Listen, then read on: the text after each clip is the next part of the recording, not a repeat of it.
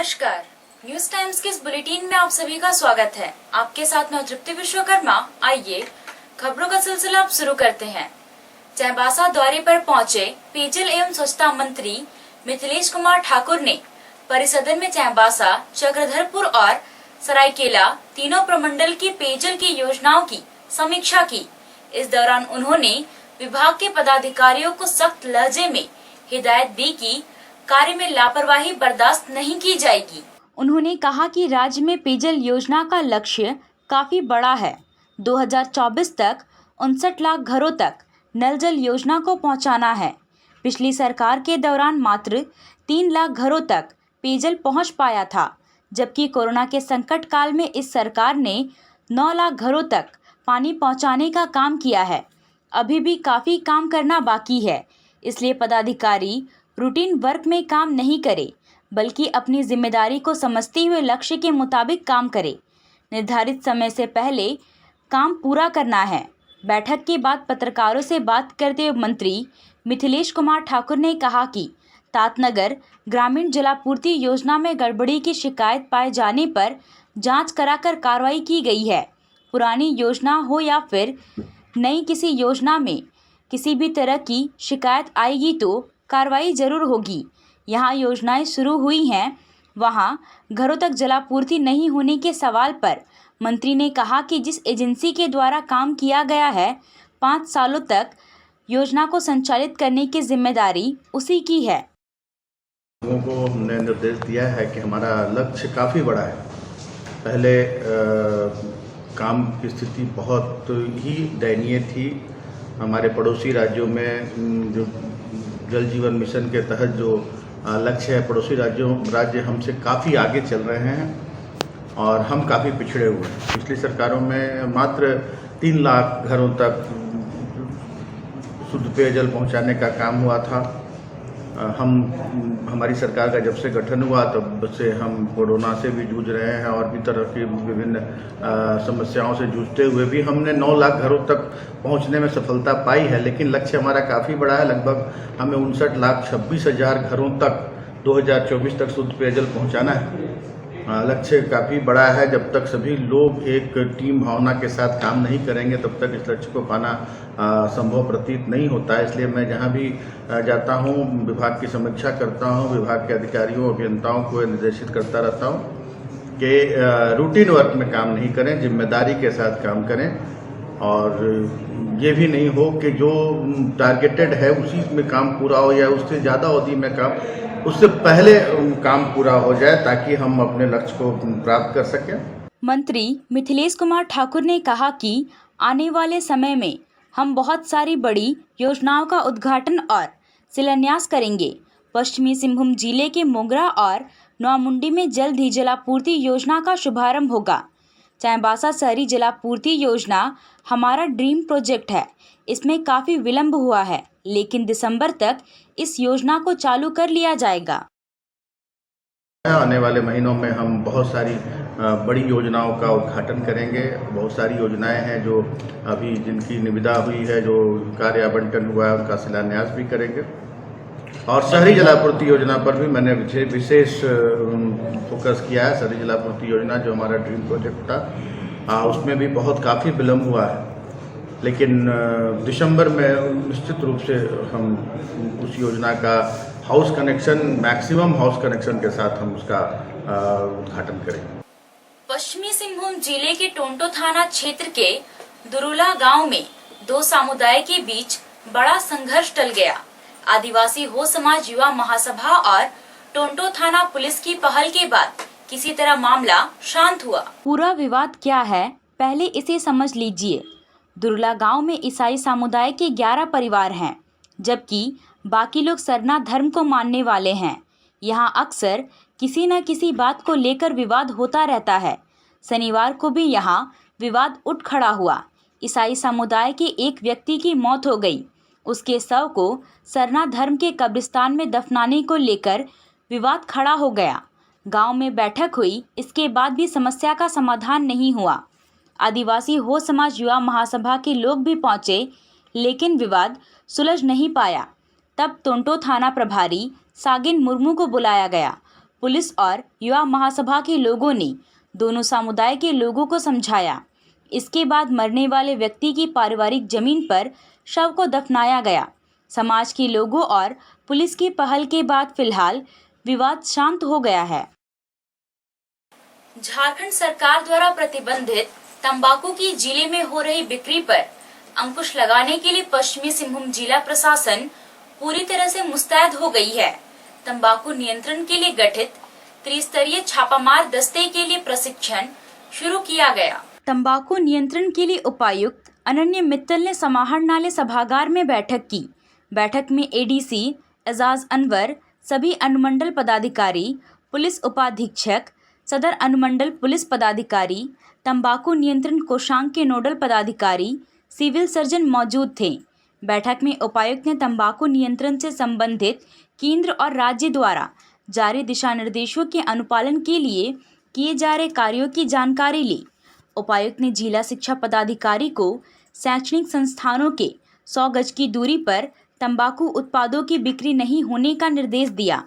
नगर परिषद के city manager को बिना लाइसेंस के कोई भी दुकानदार तंबाकू उत्पादों की बिक्री करे तो इसके लिए कार्रवाई करने का निर्देश दिया। उरांव समाज के द्वारा चाईबासा शहर के सातों अखाड़ा में जावा जागरण किया गया।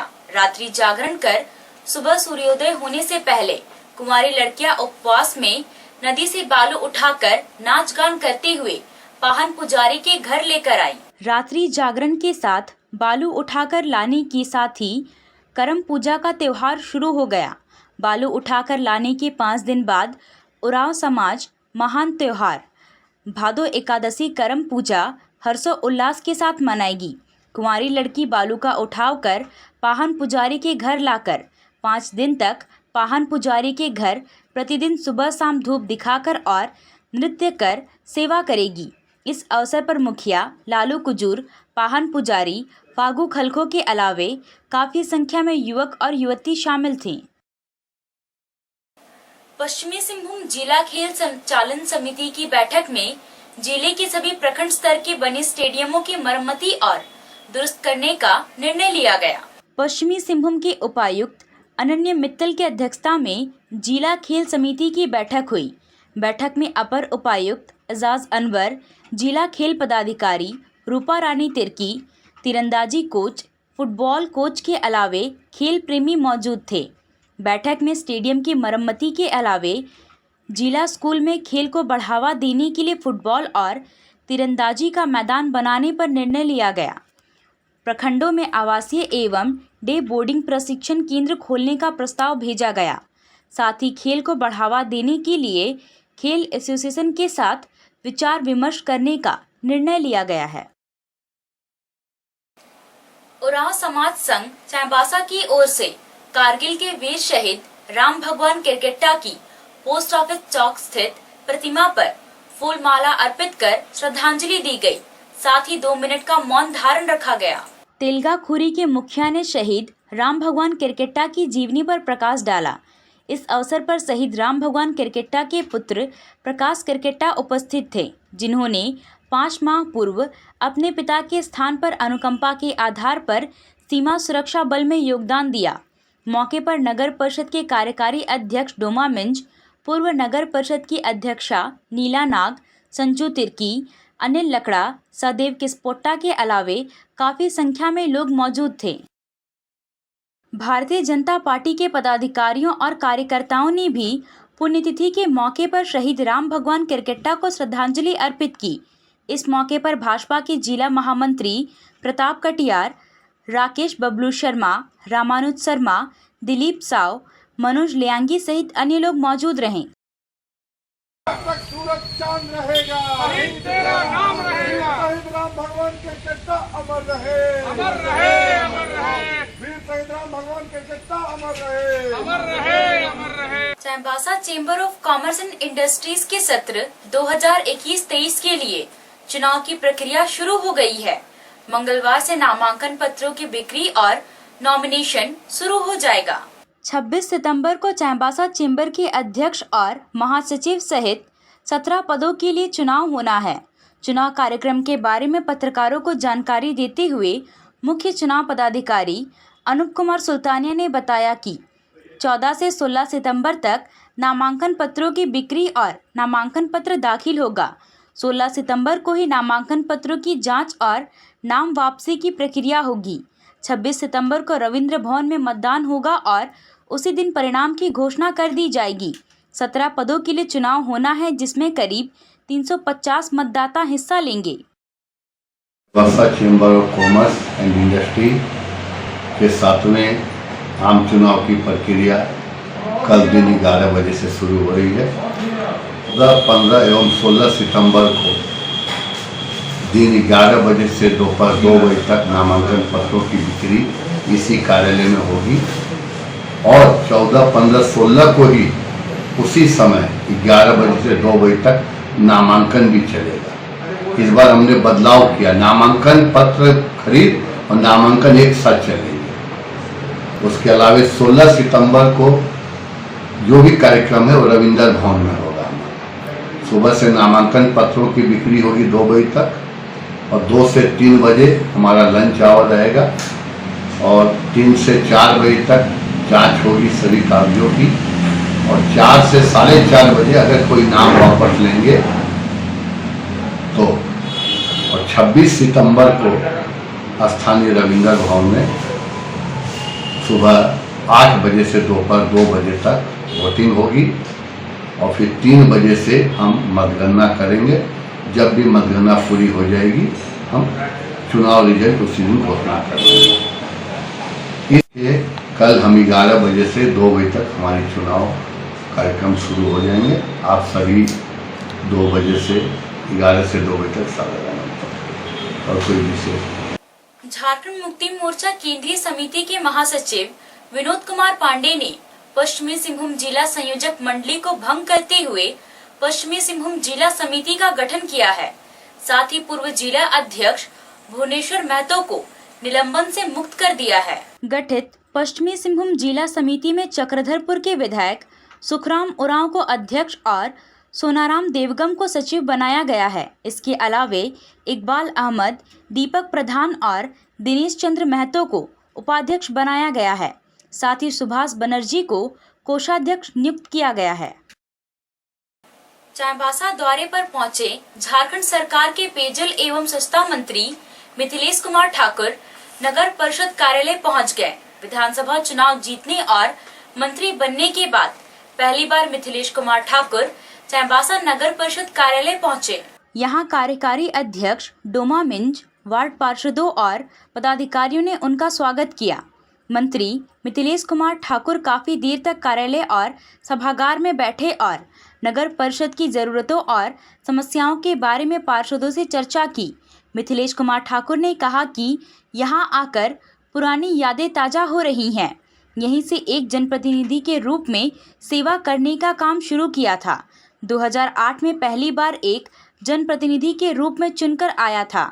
यहाँ के लोगों ने हमेशा मेरा उत्साहवर्धन किया, जिसका नतीजा है कि यहाँ से 400 किलोमीटर दूर जाकर सेवा करने का मौका मिला और कार्यक्षेत्र का विस्तार हुआ। आकर बहुत ही खुशी हो रही है कि पुरानी जनप्रतिनिधित्व काल की शुरुआत की थी। है जनप्रतिनिधि के रूप में सबसे पहले मैं नगर परिषद के लिए निर्वाचित हुआ था 2008 में और उससे एक हमें बहुत बड़ा वार्ड पार्षदों से और सभी शहर के लोगों से एक बहुत हमें उत्साह मिला था। हमेशा हमें हमारा उत्साहवर्धन किया जाता रहा, हमारे कामों की सराहना होती रही और उसी प्रेरणा से आज मैं यहाँ से लगभग 400 किलोमीटर दूर जाकर और वहाँ भी अपना राजनीतिक क्षेत्र बनाकर फिर अपनी राजनीति अपने जन सेवा के विस्तार के लिए मैं वहाँ से जब विधायक चुना गया। आज राज्य के मंत्री के रूप में काम कर रहा हूँ, लेकिन प्रेरणा सबसे पहले मुझे मिली इसी नगर परिषद से। तो आज नगर परिषद में आकर अपने वार्ड पार्षदों से, नगर परिषद के अधिकारियों से, नगर परिषद के कर्मचारियों पदाधिकारियों के साथ मिलकर बहुत ही अच्छा लगा। पश्चिमी Singhbhum chamber of commerce and industries Chaibasa के सत्र 2021-23 के लिए होने वाले चुनाव में कुल 8 प्रत्याशियों ने नामांकन पत्र दाखिल किया है। नामांकन दाखिल करने का 14 सितंबर को अंतिम तिथि है। पश्चिमी Singhbhum chamber of commerce and industries के 18 पदों पर 19 सितंबर को चुनाव होना है, जिसके लिए 14 सितंबर को नामांकन दाखिल, 15 सितंबर को नाम वापसी है। चुनाव में नामांकन करने वाले प्रत्याशी 16, 17 और 18 सितंबर को प्रचार प्रसार करेंगे। इसके लिए अध्यक्ष के 1 पद, उपाध्यक्ष के 2 पद, महासचिव के 1 पद, संयुक्त सचिव के 2 पद, कोषाध्यक्ष के 1 पद और कार्यकारिणी के 11 पद के लिए चुनाव होना है। पश्चिमी सिंहभूम चेंबर के चुनाव में कुणाल सराफ, अजय कुमार गुप्ता, ओम प्रकाश केडिया, पंकज भलोटिया, श्याम अग्रवाल, शिवचरण अग्रवाल, छोटूलाल गुप्ता और राधा मोहन बनर्जी ने नामांकन दाखिल किया है। अभी के लिए बस इतना ही। कुछ और खबरों के साथ हम फिर हाजिर होंगे। तब तक न्यूज टाइम्स की पूरी टीम को दीजिए इजाजत। नमस्कार।